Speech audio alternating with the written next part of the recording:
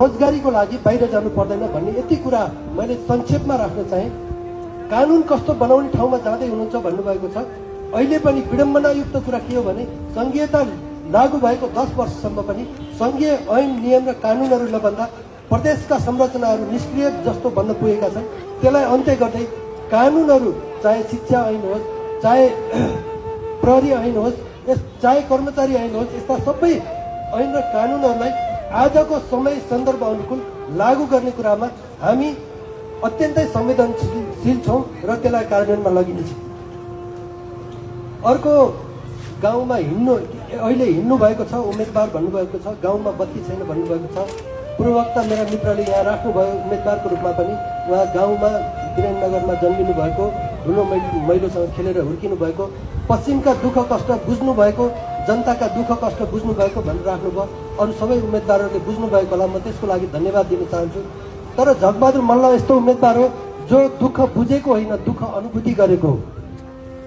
ठाउँपडी प्रथाको व्यापकताका कारण आफ्नो दिदीलाई छाउपडी प्रथाकै कारण सर्पले टोकेर गुमाएको झकबहादुर मल्ल हो।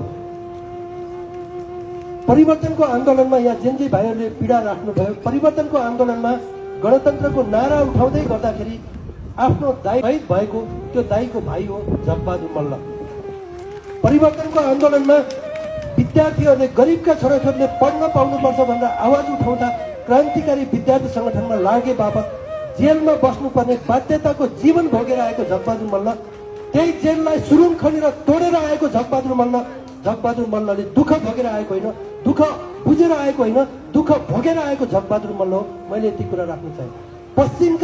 पश्चिमको विकट बस्ती तरङ्गामा जन्मेर तपाईँ बत्ती र बिजुलीको कुरा गर्नुहुन्छ, संसारको कुरा गर्नुहुन्छ। म त्यति बेला भोकमरीको जीवन भोगेर आएको, 2 महिना गिट्ठा र तरुल खाएर हुर्केको जिन्दगी भोगेर आएको झकबहादुर मल्ल हो।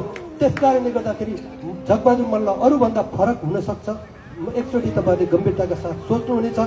साँच्चै जनताको परिवर्तनको लागि इमान्दार जनप्रतिनिधि भएर काम गर्यो भने जनताको बीचमा रहेर काम गर्ने जनप्रतिनिधि, काठमाडौँका गल्लीहरूमा हराउने जनप्रतिनिधि होइन, जनताको निगरानीमा रहने 24 घण्टा जनताको निगरानीमा रहने जनप्रतिनिधि, जनताका आवाज, युवा पुस्ताको आवाज, परिवर्तनका आवाज बोकेर हिँड्ने जनप्रतिनिधिको रूपमा झकबहादुर मल्लले आफ्नो पहिचान बनाउनेछ, पहिचान प्रस्तुत गर्नेछ।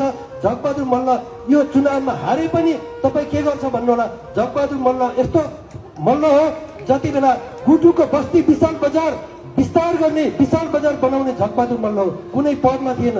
खम्बागाडीदेखि बरैचीसम्मको सडक हातमा रगत बग्ने गरी खनेर सडक निर्माण गरेको झकबहादुर मल्ल हो। झकबहादुर मल्ल पछि हटेको छैन। इखेनीको बस्ती बसाउने झकबहादुर मल्ल हो। यस्ता समाजका काम, जनताका कामबाट पछि हट्नै छैन।